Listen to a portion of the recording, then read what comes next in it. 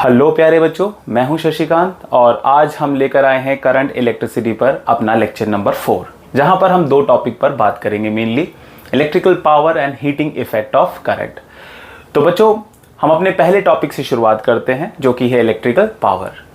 Class, जब किसी conductor से करंट पास होता है तो हम देखते हैं कि या मानते हैं कि इलेक्ट्रिसिटी कंज्यूम हो रही है। जी हाँ, एक्चुअली में जब किसी कंडक्टर से करंट पास होता है तो वो करंट कुछ वर्क करता है, या फिर कह लीजिए कि हम इसको कहते हैं कि उसने कुछ इलेक्ट्रिकल एनर्जी कंडक्टर ने कंज्यूम की है। तो बच्चों, उसी से ये टर्म निकल कर आया। ऐसा माना जाता है कि जितना इलेक्ट्रिसिटी वर्क डन करती है और जो इलेक्ट्रिसिटी कंज्यूम होती है, both are equal quantity according to law of conservation of energy. चलिए, इस पर भी हम आगे बात करेंगे, लेकिन मोटे मोटे तौर पर ये इलेक्ट्रिकल पावर क्या होता है। इलेक्ट्रिकल पावर का मतलब होता है कि किसी कंडक्टर ने कितना इलेक्ट्रिसिटी कंज्यूम किया है कितने टाइम के अंदर, या कह लीजिए 1 सेकंड के अंदर।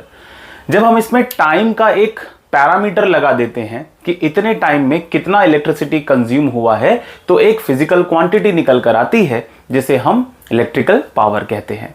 और बच्चों, इसी बात को ध्यान में रखते हुए हम इसके डेफिनेशन पर भी बात कर सकते हैं कि electrical power is rate of doing work. बच्चों, रेट का मेरा मतलब ये हुआ कि कितने टाइम पर इलेक्ट्रिसिटी कितना वर्क डन कर पा रही है या कितनी इलेक्ट्रिकल एनर्जी कंज्यूम हो पा रही है, और ये हमारे सामने बना इलेक्ट्रिकल पावर। डेफिनेशन के ही आधार पर हमने यहां पर एक छोटा सा फॉर्मूला भी बॉक्स में बंद किया हुआ है, पावर इज इक्वल टू में वर्क डन अपॉन में टाइम। ऑलराइट, तो ये आपने बॉक्स में बंद किया फॉर्मूले को, पावर इज इक्वल टू में वर्क डन अपॉन में टाइम। बच्चों, क्लास 9th के अंदर भी आप लोगों ने पावर के बारे में सुना, बट वो मैकेनिकल पावर हुआ करती थी, जहां पर आप ये पढ़ते थे कि कितना वर्क डन हुआ कितने टाइम में। मान लीजिए मैंने 500 जूल काम किया इन 1 सेकेंड, 500 जूल वर्क किया इन 1 सेकेंड, और मेरे दोस्त ने 1000 जूल वर्क किया इन 10 सेकेंड। तो क्लास, वर्क तो मेरे दोस्त ने ज्यादा किया, बट उसने क्योंकि टाइम 10 सेकंड का लिया, और जब आप उसे डिवाइड करेंगे तो आंसर आया 100 जूल पर सेकेंड, और यहां पर आंसर आया 500 जूल पर सेकेंड। तो अगर आपसे यह पूछा जाए कि वर्क डन ज्यादा किसने किया, तो नो डाउट उसने ज्यादा करा, बट पावर किसकी ज्यादा थी, वर्क डन करने का रेट किसका ज्यादा था, तो वो मेरा रहने वाला है। तो यहां पर हमने एक टाइम का पैरामीटर लगा दिया है कि कितना एनर्जी कंज्यूम होगा या कितना इलेक्ट्रिकल एनर्जी वर्क डन करेगी कितने समय में, ये डिफाइन करेगा इलेक्ट्रिकल पावर को। आप लोग कई बार डिवाइस मार्केट से खरीद कर लेकर आते हैं, उसके अंदर मेंशन किया होता है कि ये 100 वॉट का है, 500 वॉट का है या 2000 वॉट का है। इसका ये मतलब होता है कि 1 सेकंड में वो इतनी एनर्जी को कंज्यूम करेगा।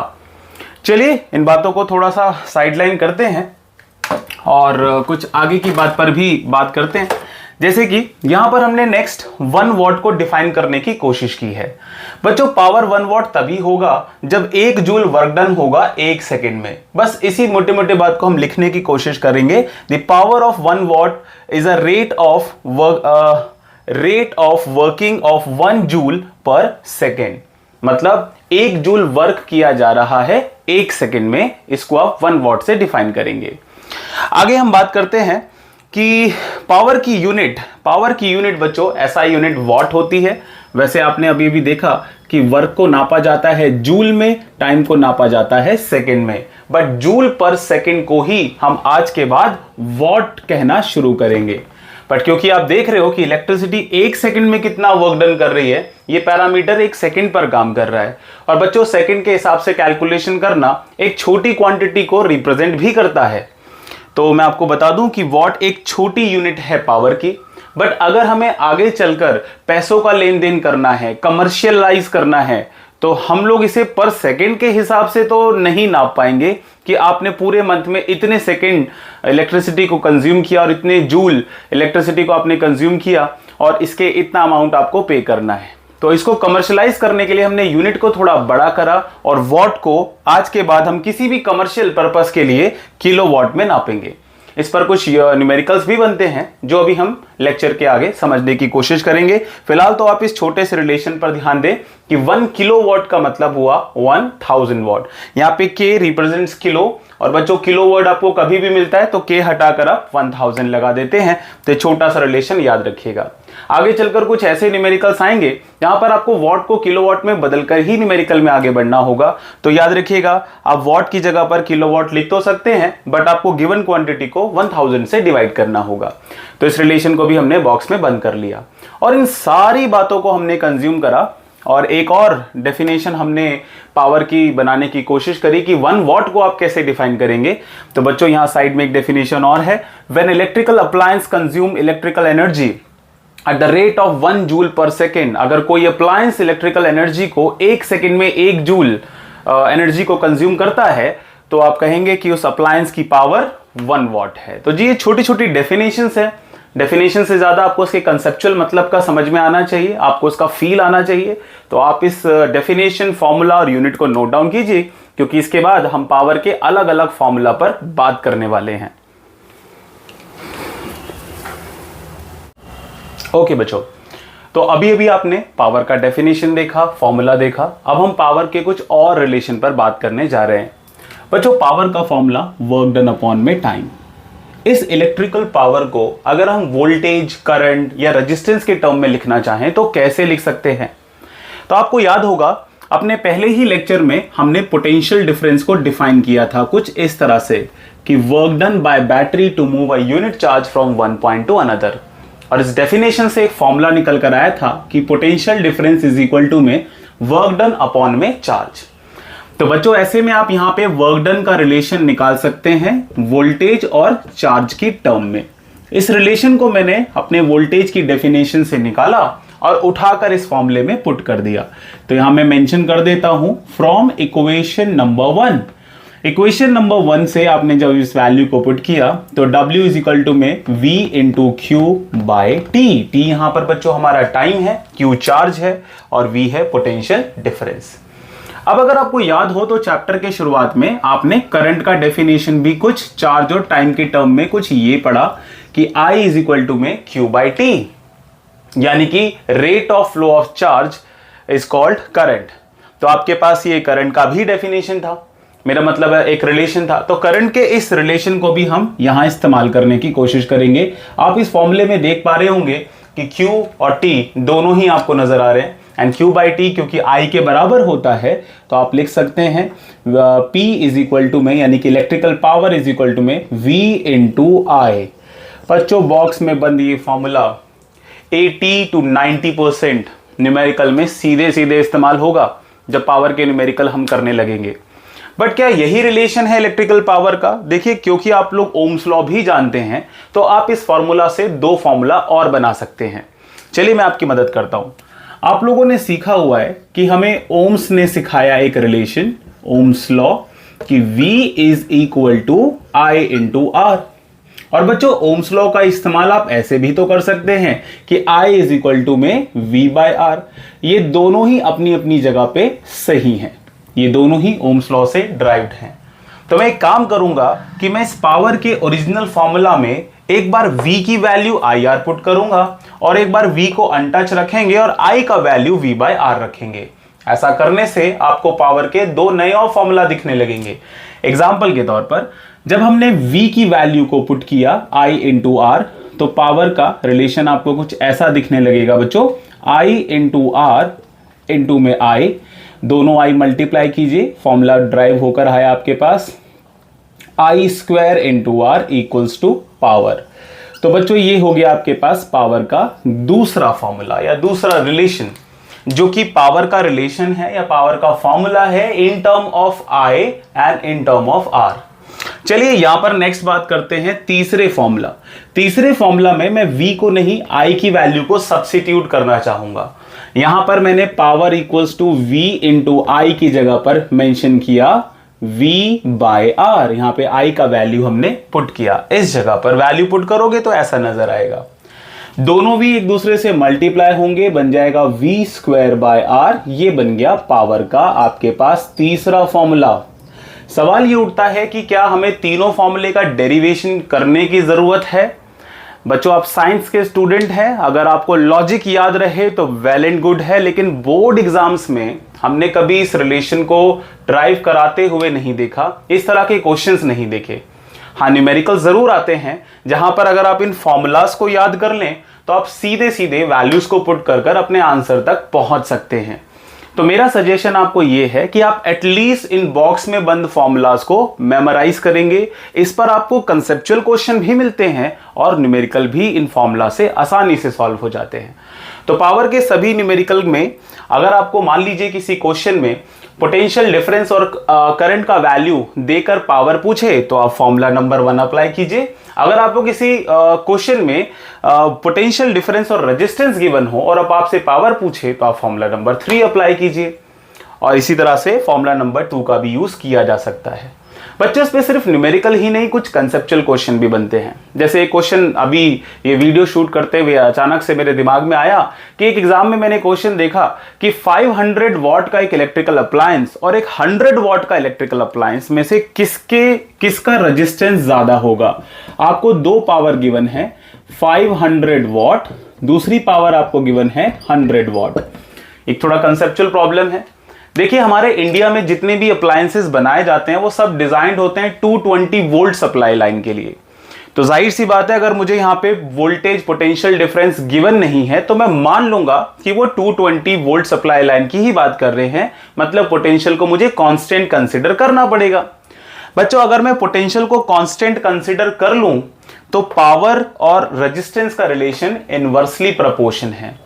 पावर की वैल्यू ज्यादा देखकर ये मत समझिए कि रेजिस्टेंस ज्यादा होगा बच्चों, यहां पे बल्कि रेजिस्टेंस का वैल्यू आपको कम मिलने वाला है, बिकॉज पावर और रेजिस्टेंस एक दूसरे के इनवर्सली प्रोपोर्शनल हुए।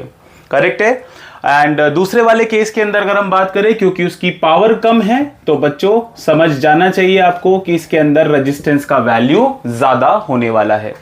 तो इस तरह की कुछ कंसेप्चुअल प्रॉब्लम न्यूमेरिकल में तो खैर आप सिर्फ फॉर्मूला अप्लाई कर दीजिए, आपका आंसर भी आ जाएगा, इस पर आता है। तो बच्चों ये छोटा मोटा सा डेरिवेशन आइडिया हो तो अच्छी बात है, अदरवाइज आपको बॉक्स में बंद ये फॉर्मूलाज ही लर्न करने हैं। इसको आप नोट डाउन कीजिए। नेक्स्ट हम बात करने वाले हैं इस पर आने वाले छोटे मोटे न्यूमेरिकल और कुछ और रिलेशन पर।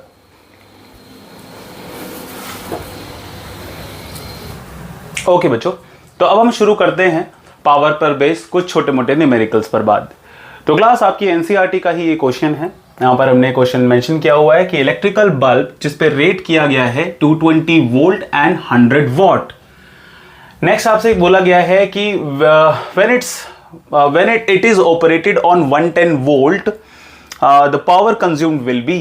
अगर इसको 110 वोल्ट की सप्लाई लाइन पर ऑपरेट किया जाए तो पावर कितनी हो जाएगी। कुछ ऑप्शन आपके सामने हैं, 100 वॉट, 75 वॉट, 50 एंड 25। मेरे ख्याल से आपको इस क्वेश्चन को ट्राई करना चाहिए। वीडियो को 1 मिनट पॉज कर लीजिए और ट्राई कीजिए और उसके बाद मैच कीजिए कि आप इसे सही कर रहे थे या नहीं। चलिए बच्चों, ऑलराइट, आई विश आप लोगों ने इसका कुछ आंसर जरूर निकाला होगा। चलिए इस पे डिस्कशन को आगे बढ़ाते हैं।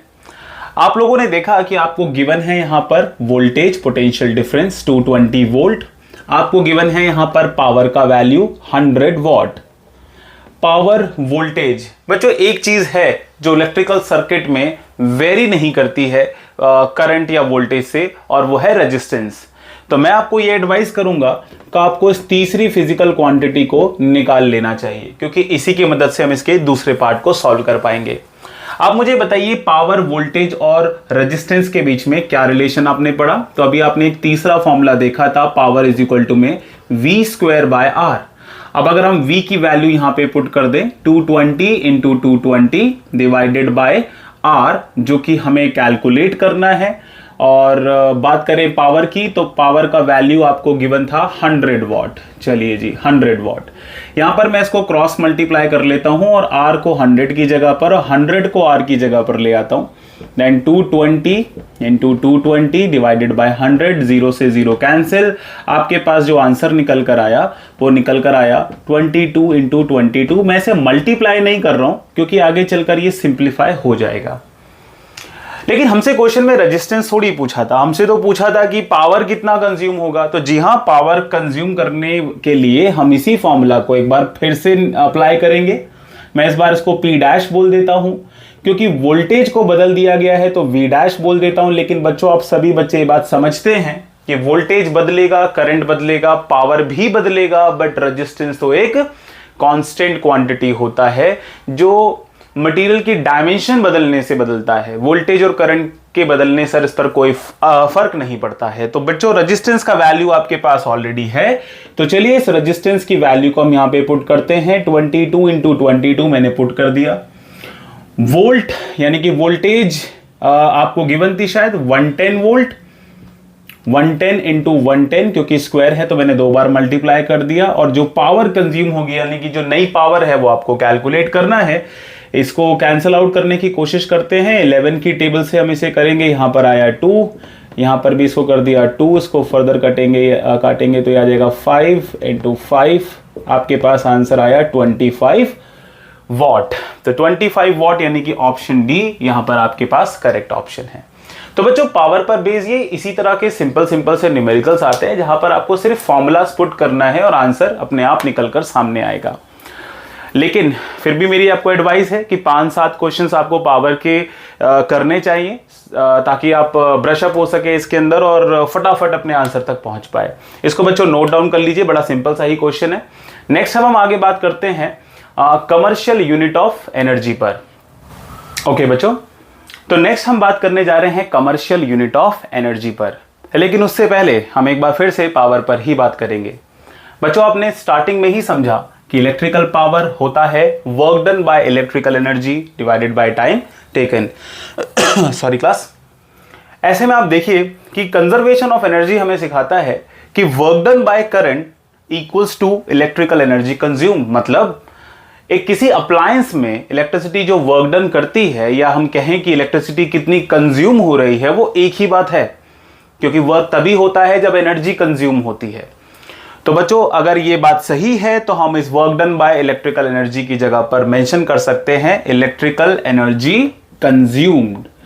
अब अगर हम ये निकालना चाहते हैं कि कितनी इलेक्ट्रिकल एनर्जी कंज्यूम हुई है, तो उसके लिए हमें सिंपली इलेक्ट्रिकल पावर को टाइम से मल्टीप्लाई करना होगा। मतलब किसी अप्लायंस की क्या इलेक्ट्रिकल पावर है, मल्टीप्लाई बाय कितने समय तक उसको इस्तेमाल किया गया, और उसको मल्टीप्लाई कर कर work done by electrical energy, जो कि इक्वल होता है इलेक्ट्रिसिटी कंज्यूम, निकाला जा सकता है।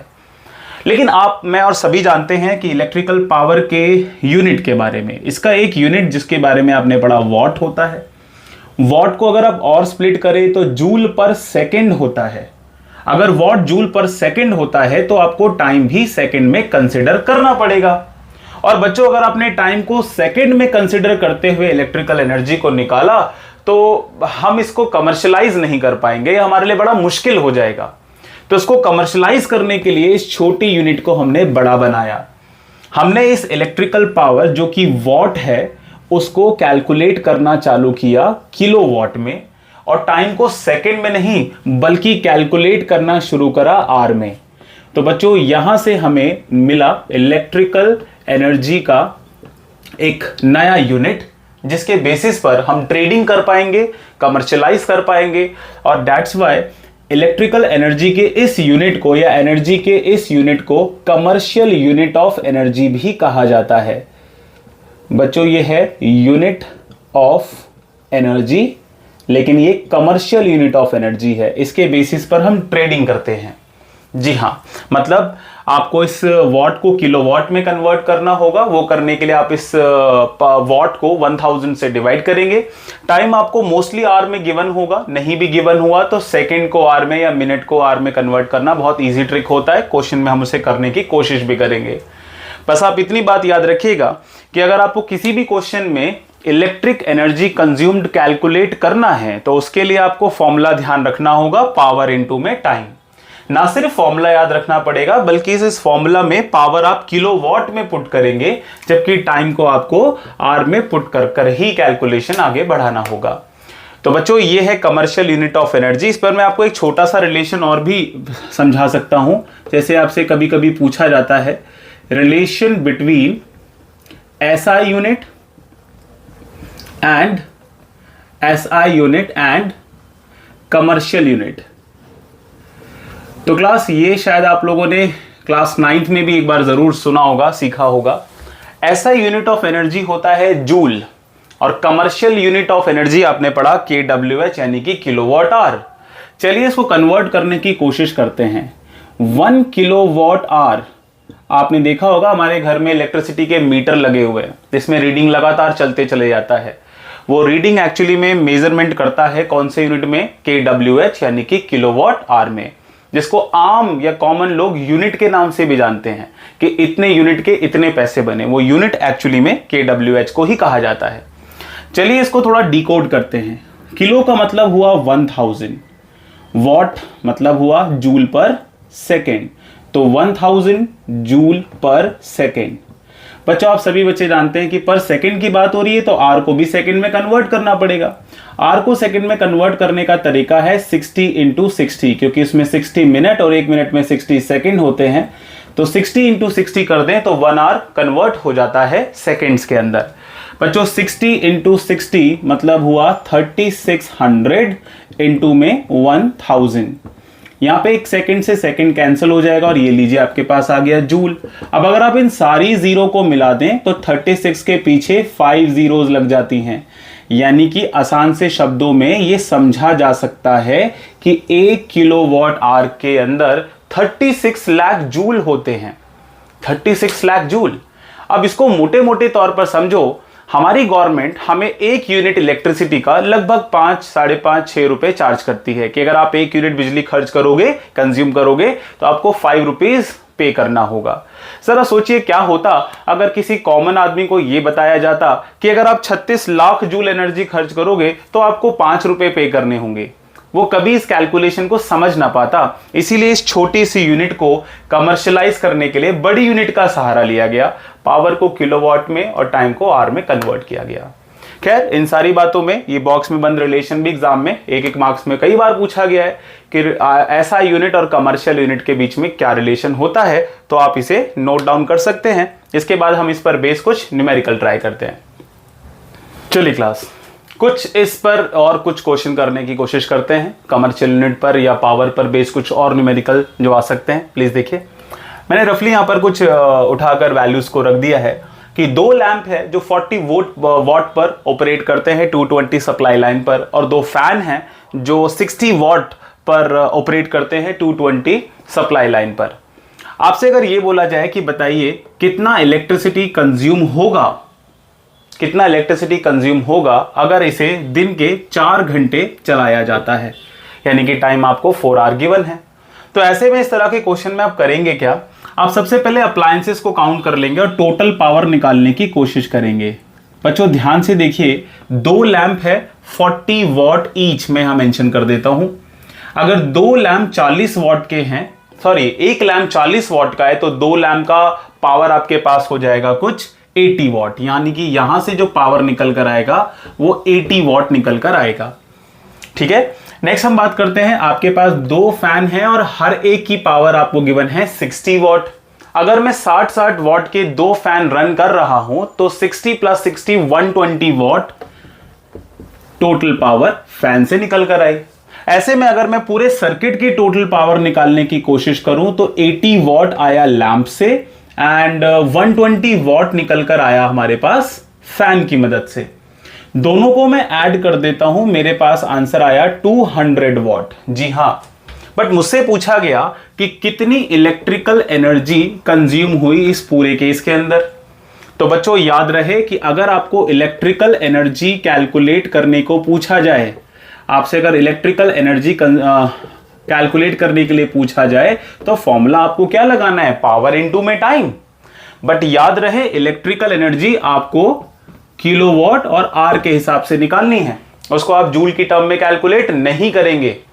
तो बच्चों आपके पास पावर है 200 वॉट, जिसको आपको किलोवाट में कन्वर्ट करना होगा। किलोवाट में कन्वर्ट करने का बड़ा सिंपल सा तरीका है कि आप इस 200 को डिवाइड कर दें 1000 से, पूरा का पूरा वैल्यू kW यानी कि किलोवाट में कन्वर्ट हो जाएगा। अच्छी बात यह है कि टाइम आपको ऑलरेडी आर में गिवन है, यहां पर आपने इनटू में 4 किया, 20 से 20 को कैंसिल आउट करा, आपके पास आया 0.8 kWh, यानी कि इतने किलोवाट आवर एनर्जी आपने कंज्यूम करी एक दिन में।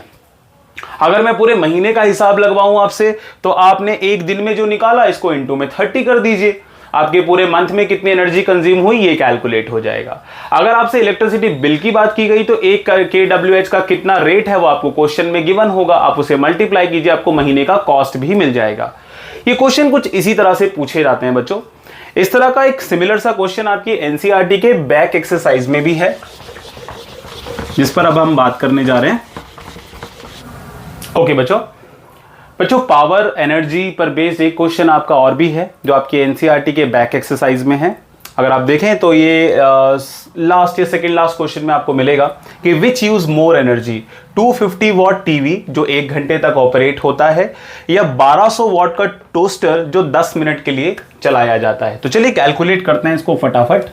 हम सबसे पहले यहाँ पे बात करेंगे टीवी के बारे में। टीवी के बारे में बात करें तो आपको पावर गिवन है टीवी का 250 वॉट, और टाइम मैं यहाँ पे नोट डाउन कर लेता हूँ 1 आवर। आपसे पूछा जा रहा है कौन इलेक्ट्रिकल एनर्जी ज्यादा कंज्यूम करेगा। तो ये इलेक्ट्रिकल एनर्जी निकालने के लिए मुझे पावर इनटू टाइम करना होगा। ये फॉर्मूला अपने दिमाग में बिठा रखा है, बट पावर बच्चों होनी चाहिए किलोवाट में और टाइम होना चाहिए आर में। टाइम तो मेरे पास आर में 1 आवर गिवन है तो कोई प्रॉब्लम ही नहीं, बट पावर मुझे वॉट में गिवन है और पूरी क्लास को मालूम है कि पावर को किलोवाट में कन्वर्ट करने के लिए बस 1000 से डिवाइड करना होगा। तो बस इसके बाद आपका आंसर सीधे सीधे निकल कर आ जाता है, जो मेरे पास निकल कर आ रहा है 0.25 kWh यानी किलोवाट आवर। चलिए टोस्टर में देखते हैं कि क्या रिलेशन निकल कर आता है या क्या आंसर निकल कर आता है। तो बच्चों हमने फिर से पावर का फॉर्मूला, इलेक्ट्रिकल एनर्जी का फॉर्मूला यहां पर अप्लाई किया, जो कि होता है पावर इनटू में टाइम।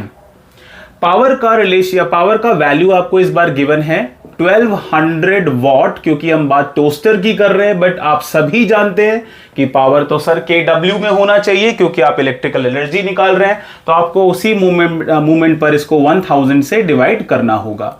टाइम की बात करें तो 10 मिनट गिवन है, मिनट को आर में कन्वर्ट करने के लिए 60 से डिवाइड करना होता है। तो चलिए 10 मिनट को मैंने 60 से डिवाइड किया। अब आप कैलकुलेशन को करेंगे, 20 से 20 और 10 से 10 ये कैंसिल हो जाएगी, 20 से 20 यहां कैंसिल हो गई, और इस 10 से 10 को कैंसिल हम यहां पे कर देते हैं। फर्दर इसे कैलकुलेट करें तो नीचे आ जाएगा 10, यहां पर आ जाएगा 2, और आपका आंसर आया 0.2 kWh। तो बच्चों दोनों आंसर को देखकर साफ साफ कहा जाता है कि हमारा टीवी जो 1 घंटे तक चल रहा है वो 1200 वॉट के टोस्टर जो कि 10 मिनट चलता है उससे ज्यादा एनर्जी कंज्यूम करेगा। तो इस तरह के इलेक्ट्रिकल एनर्जी का क्वेश्चन, जैसे पीछे आपने पढ़ा कि पूरे महीने में इलेक्ट्रिसिटी कितनी कंज्यूम हुई, उसका बिल क्या होगा, या कौन ज्यादा इलेक्ट्रिकल एनर्जी कंज्यूम करता है, इस तरह के कुछ न्यूमेरिकल्स आपको अलग अलग बुक्स में देखने को मिलेंगे, जो आपको प्रैक्टिस जरूर करने चाहिए। कुछ आइडियाज के लिए हमने इसको आज के लेक्चर में कवर अप करा है। तो बच्चों इसे नोट डाउन कर लीजिए, क्योंकि अगला टॉपिक हमारा होने वाला है heating effect of current. Okay class, तो हम बढ़ते हैं अपने अगले टॉपिक पर। बच्चों करंट जब किसी कंडक्टर से पास कराया जाता है तो वो 3 तरह के इफेक्ट शो कर सकता है, जिसमें पहला है हीटिंग इफेक्ट, दूसरा है मैग्नेटिक इफेक्ट, और तीसरा होता है केमिकल इफेक्ट। जिसमें हीटिंग इफेक्ट के बारे में आज के लेक्चर में हम बात करने वाले हैं, मैग्नेटिक इफेक्ट के बारे में हम अगले चैप्टर में पढ़ने वाले हैं, एंड केमिकल इफेक्ट के बारे में बच्चों आप हायर क्लास में पढ़ेंगे।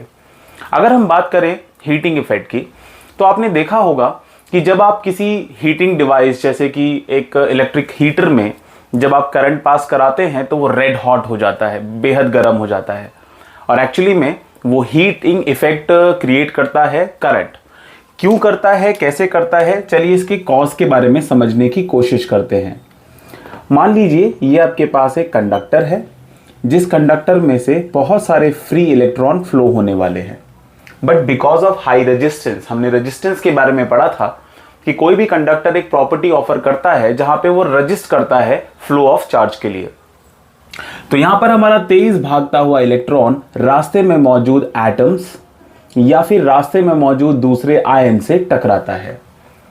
टकराते ही उस इलेक्ट्रॉन की सारी काइनेटिक एनर्जी कन्वर्ट हो जाती है हीट एनर्जी में। बट पोटेंशियल डिफरेंस के कारण एक बार फिर से उसे धक्का मिलता है, फोर्स मिलती है, वो फिर से भागता है, फिर से टकराता है और ये इलेक्ट्रॉन आसानी से नहीं बल्कि बहुत सारे कोलिजन के बाद धीरे धीरे आगे बढ़ पाता है। समझने वाला फैक्ट ये है कि हर बार इलेक्ट्रॉन काइनेटिक एनर्जी को गेन करता है बट किसी दूसरे एटम या आयन से टकराकर अपनी सारी एनर्जी को लूज कर देता है। बच्चों, energy can neither be created nor be destroyed. तो ये सारी की सारी काइनेटिक एनर्जी सीधे सीधे कन्वर्ट हो जाती है हीट एनर्जी में। यही कंसेप्ट काम करता है हमारे हीटिंग डिवाइस में। हीटिंग डिवाइस आमतौर पर थोड़े कंपैरेटिवली हायर रेजिस्टेंस के होते हैं, जिसके कारण इलेक्ट्रॉन्स का एटम्स या आयन के साथ या दूसरे इलेक्ट्रॉन्स के साथ हाई कोलिजन होता है। और जितना ज्यादा बच्चों ये कोलिजन होता है उतनी ज्यादा हीट जनरेट होती है और इसी से बनता है हमारा हीटिंग इफेक्ट ऑफ करंट। इस हीटिंग इफेक्ट को एक्चुअली में फॉर्मुलाइज किया गया सबसे पहले जूल ने। यहाँ पर उन्होंने एक अपना कंसेप्ट दिया, लेकिन उससे पहले मैं आपको एक छोटा सा फैक्ट इस पर और बताना चाहता हूँ। जैसे कि अगर आप देखें, आप लोगों ने मेरे से पिछली क्लास के अंदर पावर के कुछ रिलेशन को समझा, जहां पर आपने पढ़ा कि power is equal to work done upon में टाइम। प्लस हम हीटिंग डिवाइस की बात कर रहे हैं। हीटिंग डिवाइस एक ऐसे डिवाइस होते हैं जो इलेक्ट्रिकल एनर्जी को ऑलमोस्ट कंप्लीटली हीट के तौर पर कंज्यूम कर लेते हैं। जी हाँ, अगर हम फैन की बात करें या हम किसी दूसरे डिवाइस की बात करें तो इस तरह के डिवाइस 100% हीट एनर्जी में कंज्यूम नहीं होते। इसमें एनर्जी का हाई परसेंटेज फैन को रन कराने में और केवल एक छोटा सा परसेंटेज हीट में कन्वर्ट होता है। तो अगर आप एक फैन को बहुत देर तक चलाते हैं तो वो थोड़ा बहुत गर्म भी हो जाता है। लेकिन बच्चों, हम ये जो फॉर्मूला अभी आपके साथ डिस्कस करने वाले हैं, ये फॉर्मूला सिर्फ और सिर्फ हीटिंग डिवाइस के लिए कंप्लीटली वैलिड होता है, क्योंकि यहां पर ऑलमोस्ट सारी की सारी इलेक्ट्रिक एनर्जी हीट एनर्जी में कन्वर्ट हो जाती है। जी, मैं एक बार फिर आपको बता दूं, आप लोगों ने मेरे से प्रीवियस लेक्चर में पढ़ा कि वर्क डन तभी होता है जब एनर्जी कंज्यूम होती है। तो हम इस वर्क की जगह पर एनर्जी अपॉन में टाइम भी मेंशन कर सकते हैं। मैं बात कर रहा हूं हमारे हीटिंग डिवाइस के लिए। हीटिंग डिवाइस जो इस तरह के बनाए जाते हैं मटेरियल के, जहां पर एनर्जी ऑलमोस्ट हीट की फॉर्म में ही यूज होती है। तो बच्चों, आप यहां पर लिख सकते हैं heat energy is equal to power into में टाइम। जी, आप लोगों ने मेरे से प्रीवियस सेक्शन में पावर के 3 फॉर्मूलाज पढ़े थे। अब अगर आप तीनों को एक एक कर यहां पर अप्लाई कर दें तो आपको हीट एनर्जी के भी 3 फॉर्मूलाज मिल जाएंगे। चलिए कोशिश करते हैं इसके ऊपर। आप लोगों को पहले मैं यहां पे रफ में मेंशन कर देता हूं कि सबसे पहला आपने पावर का फॉर्मूला पढ़ा था V इंटू आई, जो सबसे ज्यादा इस्तेमाल होता है। पावर का दूसरा फॉर्मूला आपने पढ़ा था I स्क्वायर R, और पावर का तीसरा फॉर्मूला आपने पढ़ा था V स्क्वायर बाय R। इन तीनों फॉर्मूलाज को हम एक एक कर इस कैटेगरी में पुट करने की कोशिश करेंगे। चलिए, पावर की जगह पर अगर आप पहला फॉर्मूला लगा दें V इंटू आई, ये T इसको फ्री में मिलेगा, तो हीट एनर्जी का ये हो गया पहला फॉर्मूला। पावर की जगह पर अगर आप दूसरा फॉर्मूला लगा दें I square R into T, तो ये आपके पास हीट एनर्जी का दूसरा फॉर्मूला हो गया। और अगर आप पावर की जगह पर तीसरा फॉर्मूला यानी कि V square by R, T से फ्री में मिला, फॉर्मूले का पार्ट था वो P इंटू टी, तो ये आपके पास हीट एनर्जी का तीसरा फॉर्मूला हो गया। बहुत सिंपल तरीके से अगर आपको पावर के वो 3 फॉर्मूलाज याद थे तो आप हीट एनर्जी के भी 3 फॉर्मूलाज निकाल सकते हैं। बच्चों, मैं आपको बता दूं एक बार फिर से, ये तीनों हीट एनर्जी कैलकुलेशन आप कर सकते हैं, बट सभी इलेक्ट्रिकल डिवाइस के लिए नहीं, बल्कि सिर्फ और सिर्फ हीटिंग डिवाइस के लिए, क्योंकि वो ऑलमोस्ट सारी इलेक्ट्रिसिटी को हीट एनर्जी में कन्वर्ट करते हैं। तो ये फॉर्मूला केवल उन्हीं के लिए वैलिड रहेगा। तो क्लास, आप इसे नोट डाउन कर सकते हैं। नोट डाउन करने के बाद मैं आपको बता दूं, ये तो हम लोगों ने फिजिक्स की हेल्प से कुछ फॉर्मूला बना लिए, बट इसके बारे में हमें जूल्स ने भी एक्सपेरिमेंटली कुछ एक्सप्लेन करा, और ये वाला formula I square R T एक बार हम दोबारा से बट किसी दूसरे अंदाज में समझने वाले हैं। अगर हम बात करें joules law of heating effect की, तो वहां पे जूल्स ने अलग अलग तरह से एक्सपेरिमेंट परफॉर्म किए और कुछ कंक्लूजन निकाला। ये सारा का सारा कंक्लूजन एक्सपेरिमेंटल था और ये कुछ इस तरह से था बच्चों। ये कुछ इस तरह से था कि उन्होंने सबसे पहले किसी कंडक्टर में कितनी हीट प्रोड्यूस होती है इसको अलग अलग तरीके से, कुछ बाकी पैरामीटर को कांस्टेंट रखा, केवल एक ही पैरामीटर को वेरी करा और हीट को समझने की कोशिश करी कि कितनी हीट प्रोड्यूस होती है अगर मैं इस पैरामीटर को वेरी करूं। जैसे कि उन्होंने सबसे पहले काम किया करंट के साथ। उन्होंने पाया कि जब वो करंट को डबल कर देते हैं तो हीट 4 टाइम्स प्रोड्यूस होती है। करंट को जब वो हाफ कर देते हैं तो हीट 1/4 प्रोड्यूस होती है। बाकी पैरामीटर्स को कांस्टेंट रखा गया। तो यहां से कंक्लूड ये किया गया कि हीट जो जनरेट होती है किसी कंडक्टर में is directly proportional to square of current. Similar manner में उन्होंने पाया बाकी करंट और बाकी वोल्टेज फैक्टर को कांस्टेंट रखा जाए तो उन्होंने पाया कि जैसे जैसे वो रेजिस्टेंस को डबल करते हैं हीट भी डबल हो जाता है। तो उन्होंने कंक्लूड ये किया कि heat is directly proportional to resistance of wire या रेजिस्टेंस ऑफ कंडक्टर। और तीसरा फैक्टर उन्होंने टाइम को पाया कि जैसे जैसे वो डबल ड्यूरेशन में ऑब्जर्वेशन लेते हैं तो हीट भी उन्हें डबल मिलता है। ड्यूरेशन को वो अगर आधा कर दे तो हीट जनरेट भी आधी होती है। तो उन्होंने पाया कि heat is directly proportional to time. तो क्लास इन तीनों ही फैक्टर को जब हम एक साथ कंसिडर करें from first, second and third, तो आपने पाया H is directly proportion to I square R T. आप सभी जानते हैं कांस्टेंट लगता है वो 1 है, जिसे आप नहीं भी लिखते तो चलता है। एक्सपेरिमेंटली इसको फाइंड आउट किया गया और इस तरीके से जूल्स लॉ ऑफ हीटिंग में ये फॉर्मूला आपके पास एक बार फिर से। हालांकि इस फॉर्मूले को आप पावर इनटू टाइम के टर्म में एक बार पहले भी देख चुके हैं। इनफैक्ट इसके अलावा 2 फॉर्मूलाज आपने और भी देखे। बट अगर आपसे एग्जाम में जूल हीटिंग इफेक्ट के बारे में पूछा जाए तो ये स्टेटमेंट और ये फॉर्मुलेशन आपको वहां पर शो करना होता है। कई सारे छोटे मोटे न्यूमेरिकल्स यहां पर आते हैं बच्चों। इसमें ज्यादा ट्विस्ट और टर्न नहीं होता। बस आप सीधे सीधे अपने न्यूमेरिकल को आइडेंटिफाई करेंगे कि क्या गिवन क्वांटिटीज है, जिसको पुट कर कर आप सीधे सीधे आंसर निकाल भी सकते हैं।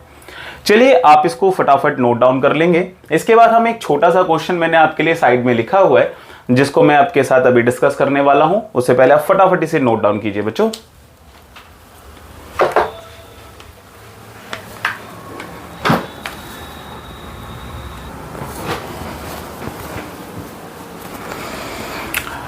ऑलराइट बच्चों, तो अब हम इस क्वेश्चन पर अब हम इस क्वेश्चन पर बात करना शुरू करते हैं। आपकी एनसीईआरटी का ये क्वेश्चन नंबर 4 है जिसमें आपको ऑप्शन के साथ ये क्वेश्चन पूछा गया है। आप देखेंगे मेरे साथ, 2 conducting wire of same material, 2 wire जिनका मटेरियल सेम है, जिनकी लेंथ इक्वल है, जिनके डायामीटर इक्वल है। आप लोग समझ ही गए होंगे कि अगर 2 वायर जिनकी लेंथ इक्वल है, डायामीटर इक्वल है, तो उनके पास जो प्रॉपर्टी है रेजिस्टेंस की वो भी एक जैसे ही होंगे।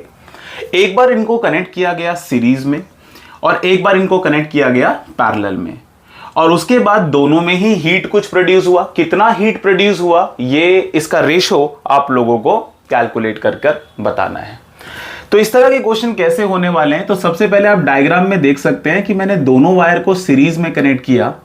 तो बच्चों आप समझ ही गए होंगे कि टोटल रेजिस्टेंस यहां पर निकलने वाला है R1 प्लस R2, यानी कि R प्लस R मैं सीधा कर देता हूं डबल ऑफ R। लेकिन इन्हीं दोनों वायर को अगले केस के अंदर यानी कि सेकंड केस के अंदर कनेक्ट किया गया पैरेलल में। बच्चों इन दोनों रेजिस्टेंस को जब आपने पैरेलल में कनेक्ट किया तो टोटल रेजिस्टेंस, शायद आपको याद होगा प्रीवियस लेक्चर में मैंने आपको समझाया था कि अगर एक जैसे रेजिस्टेंस पैरेलल में कनेक्ट हैं, एक जैसे 2 रेजिस्टेंस एक्चुअली में अगर पैरेलल में कनेक्ट हैं तो नेट रेजिस्टेंस हमेशा उसका हाफ आता है। आप कैलकुलेट करके भी देख सकते हैं। तो ये आपके पास टोटल रेजिस्टेंस बनता है अगर आप इन दोनों कंडक्टर को पैरेलल में लगाते हैं, और लाइन वाइज या लेंथ वाइज लगाते हैं तो ये टोटल रेजिस्टेंस बनता है। चलिए दोनों ही केस के अंदर जब करंट पास होगा तो कुछ ना कुछ हीट तो प्रोड्यूस होगा।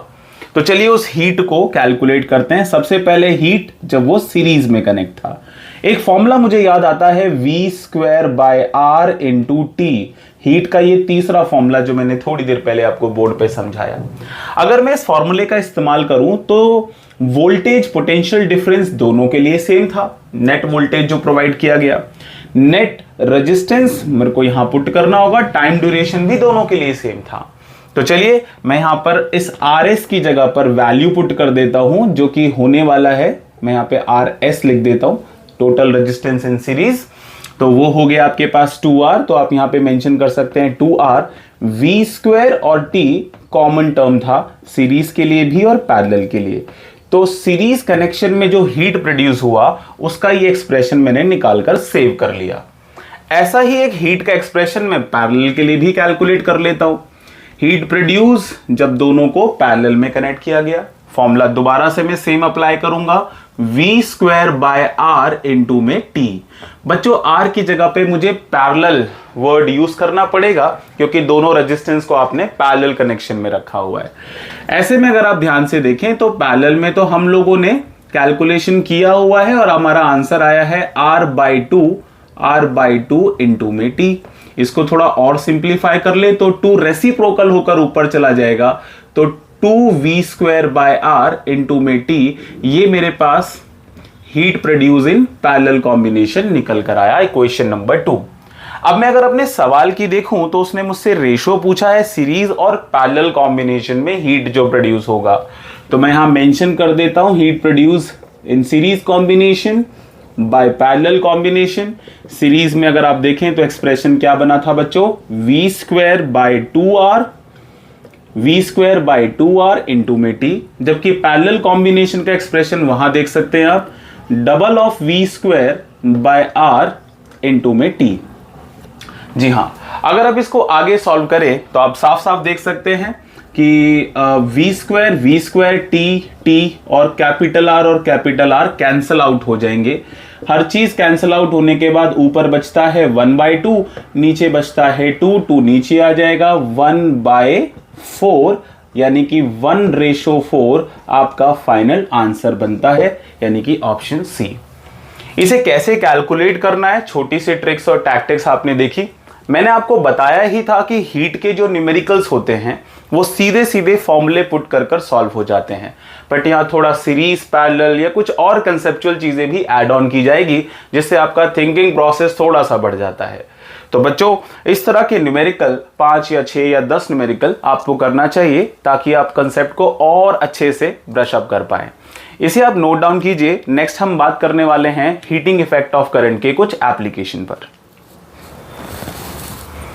ओके बच्चों, तो हम नेक्स्ट बात करने वाले हैं एप्लीकेशन ऑफ हीटिंग इफेक्ट के बारे में। बच्चों हीटिंग इफेक्ट ऑफ करंट का इस्तेमाल हमने कई सारे डिवाइस को बनाने में किया। आई मीन टू से कई सारे डिवाइस हमने ऐसे बनाए जहां पर हम इस हीटिंग इफेक्ट का इस्तेमाल करते हैं।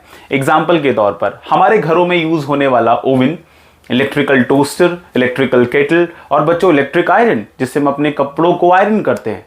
जी हाँ, हम इसमें करंट पास कराते हैं और क्योंकि इसके एलिमेंट्स बने होते हैं एलॉय के, निक्रोम, हमने पीछे बात की थी लेक्चर में, जो कि थोड़ी ही देर में करंट को इलेक्ट्रिकल एनर्जी को कन्वर्ट कर देते हैं हीट एनर्जी में। दैट्स वाई ये बहुत क्विकली गर्म हो जाते हैं और फिर उस हीट का इस्तेमाल हम अलग अलग पर्पस में करते हैं। तो बच्चों पहले एप्लीकेशन के अंदर आप ये मेंशन कर सकते हैं। दूसरे एप्लीकेशन की बात करें तो heating effect of current utilise किया जाता है इलेक्ट्रिक बल्ब में फॉर प्रोड्यूसिंग लाइट। बच्चों बल्ब के अंदर आपने देखा होगा कि बल्ब के अंदर एक फिलामेंट लगा होता है। ये फिलामेंट एक्चुअली में एक मेटल टंगस्टन का बना होता है, टंगस्टन का बना होता है। ये पतली सी टंगस्टन की मेटल का जो फिलामेंट है ये बहुत ज्यादा गर्म हो जाता है जब इसमें करंट पास होता है because of its high resistance. बच्चों अपने हाई रेजिस्टेंस के कारण ये कुछ ही देर में 2500 डिग्री सेल्सियस तक गर्म हो जाता है और इतना गर्म होने के बाद ये व्हाइट हॉट हो जाता है एंड प्रोड्यूस करता है लाइट। जी हां, बट क्या हम टंगस्टन की जगह पर कोई दूसरा मेटल भी इस्तेमाल कर सकते हैं? कई बार हमसे एग्जाम में अलग से क्वेश्चन पूछा जाता है कि बल्ब के अंदर कौन सी गैसेस का इस्तेमाल किया जाए। मैं आपको बता दूं, जब मेटल 2500 डिग्री सेल्सियस तक गर्म हो जाता है तो ऐसे में उसका ऑक्सीजन के साथ रिएक्शन होने के चांसेस बढ़ जाते हैं। यहां पर अगर एक नॉर्मल एयर हो तो ऑक्सीजन के साथ ये 2500 डिग्री सेल्सियस पे टंगस्टन भी बर्न हो जाएगा, जल जाएगा और आपका बल्ब खराब हो जाएगा। इस बल्ब की लाइफ को प्रोलॉन्ग करने के लिए इसकी मैन्युफैक्चरिंग के दौरान इसके अंदर एक गैस को भरा जाता है जो कि इनर्ट गैस होनी चाहिए, और वो गैसेस होती हैं आर्गन एंड नाइट्रोजन। आर्गन और नाइट्रोजन जब तक इस बल्ब के अंदर रहेंगी वो खुद टंगस्टन से रिएक्शन नहीं करेंगी और इस बल्ब की लाइफ को प्रोलॉन्ग करेंगी। इसके अलावा भी टंगस्टन को यूज करने के दो और रीजन हैं। टंगस्टन एक फ्लेक्सिबल मेटल होता है, साथ ही साथ हाई टेम्परेचर पर इसका रेट ऑफ इवेपोरेशन भी बहुत कम होता है। बट ये फैक्टर अभी समझाना आपके लिए थोड़ा कॉम्प्लिकेटेड है। एग्जाम में अगर आपसे पूछा जाए कि बल्ब के अंदर हम फिलामेंट या कौन सा मेटल यूज करते हैं फिलामेंट के तौर पे, तो आपको टंगस्टन बताना होगा। और अगर आपसे पूछा जाए कि टंगस्टन का इस्तेमाल क्यों किया जाता है, तो बच्चों इसका एक इंपॉर्टेंट रीजन रहेगा because of its high melting point. जी हां, टंगस्टन जो है वो हमारा 3380 डिग्री इसका मेल्टिंग पॉइंट होता है। मतलब अगर आप इतनी टेम्परेचर तक मेंटेन करोगे तब जाकर ये मेल्ट होना स्टार्ट होगा। और आमतौर पर किसी इलेक्ट्रिक बल्ब का टेम्परेचर 2000 से 2500 डिग्री सेल्सियस तक लिमिट रहता है। तो हमारे लिए बहुत सूटेबल मेटल था ये टंगस्टन कि हम बल्ब में इसका इस्तेमाल करें। बट बच्चों फिर भी मेरा मानना यह है कि ये पावर एफिशिएंट नहीं होता। कारण ये कि आपकी इलेक्ट्रिक एनर्जी ज्यादा हीट एनर्जी में कन्वर्ट होती है, थोड़ी लाइट एनर्जी में कन्वर्ट होती है। मतलब बल्ब में से जो लाइट बाहर आ रही है वो हीट से बहुत ही कम है। यानी कि अगर आप एक लाइट के पर्पस के लिए बल्ब को लगाते हैं और स्विच ऑन करते हैं तो जितनी इलेक्ट्रिसिटी वो कंज्यूम कर रहा है हीट एनर्जी प्रोड्यूस करने के लिए, उस हीट से हालांकि लाइट भी प्रोड्यूस हो रही है बट वो प्रोड्यूस लाइट का अमाउंट कंपैरेटिवली बहुत कम है। इसीलिए अक्सर हम लाइट के लिए ट्यूबलाइट या दूसरे सोर्सेस पर ज्यादा प्रेफरेंस देते हैं। खैर ये फैक्टर्स आपसे पूछे नहीं जाएंगे। यहां से आने वाला सेकंड पॉइंट से दो मेन क्वेश्चन आपसे पूछे जाते हैं कि बल्ब में यूज होने वाले फिलामेंट का नाम बताइए, तो वो टंगस्टन होने वाला है। उसके इस्तेमाल करने का रीजन बताइए, तो वो उसका हाई मेल्टिंग पॉइंट होने वाला है, flexibility and due to high low rate of evaporation at higher temperature. ये 3 पॉइंट्स आप यहां पर मेंशन कर सकते हैं। दूसरा छोटा मोटा सवाल यहां पर यह बनता है कि बल्ब के अंदर हम कौन सी गैसेस का इस्तेमाल करते हैं एंड क्यों, जिसके जवाब में आप बता सकते हैं कि बल्ब के अंदर हम आर्गन और नाइट्रोजन जैसी इनर्ट गैस का इस्तेमाल करते हैं जो बल्ब की लाइफ को प्रोलॉन्ग करते हैं। चलिए दो मेन पॉइंट है जो आपके एनसीईआरटी में भी मेंशन किए गए हैं।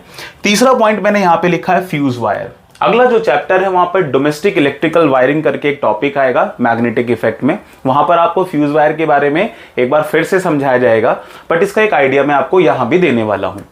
बच्चों होता क्या है कि हमारे घरों में अब तो एमसीबी वगैरह हम इस्तेमाल करते हैं, लेकिन फ्यूज वायर का भी कई जगहों पर इस्तेमाल किया जाता है।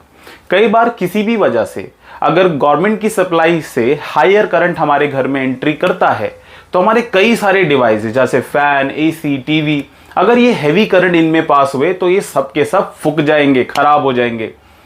तो उससे बचने के लिए हम अपने जो हमारा सर्किट होता है, जो हमारा मेन पावर सर्किट होता है, वहां पर फ्यूज वायर का इस्तेमाल करते हैं। फ्यूज वायर आप देख सकते हैं यहां पर, फ्यूज वायर एक कॉपर की ही वायर होती है जिसपे टिन का प्लेट किया जाता है। और मैं आपको बता दूं इसका जो रेजिस्टेंस है वो हमारे घरों की वायरिंग के मुकाबले में काफी ज्यादा होता है। हमारे घर की वायरिंग में एंटर करने से पहले वो करंट इस फ्यूज वायर से पास होगा और बच्चों because of its high resistance वो जल्दी से गर्म हो जाता है, और क्योंकि इसका मेल्टिंग पॉइंट भी लो होता है तो ये मेल्ट होकर सर्किट को ब्रेक कर देता है। आपके घरों में करंट की सप्लाई कट हो जाएगी, लेकिन आपके घर के सारे अप्लायंस, लाखों रुपए के अप्लायंस सीधे सीधे खराब होने से बच जाएंगे। तो हमारा ये फ्यूज वायर भी हीटिंग इफेक्ट पे ही काम करता है। जैसे जैसे करंट का अमाउंट बढ़ेगा ये हीट होने लगेगा, और बच्चों जितना ज्यादा ये हीट होगा, मेल्टिंग पॉइंट तो उसका कम होता ही है, जितनी जल्दी अपने मेल्टिंग पॉइंट को रीच करेगा ये मेल्ट डाउन हो जाएगा। अलग अलग रेटिंग के साथ ये फ्यूज वायर हमें मार्केट में मिलते हैं, 3 एम्पियर, 15 एम्पियर, 20 एम्पियर। जितने एम्पियर के करंट को आपको अलाउ करना है उस एम्पियर की या उस रेटिंग का फ्यूज वायर हम अपने घर के मेन सर्किट में अप्लाई करते हैं। बाकी इसकी डिटेल हम अगले चैप्टर में और पढ़ेंगे। तो बच्चों ये था आपके सामने एप्लीकेशन ऑफ हीटिंग इफेक्ट। इस एप्लीकेशन में तीनों पॉइंट्स आपको याद रखने हैं। बल्ब वाले पॉइंट पर सबसे ज्यादा एग्जाम्स में क्वेश्चन पूछे जाते हैं रीजनिंग में। ओके, तो बच्चों ये था करंट इलेक्ट्रिसिटी का लेक्चर नंबर 4 का लास्ट टॉपिक।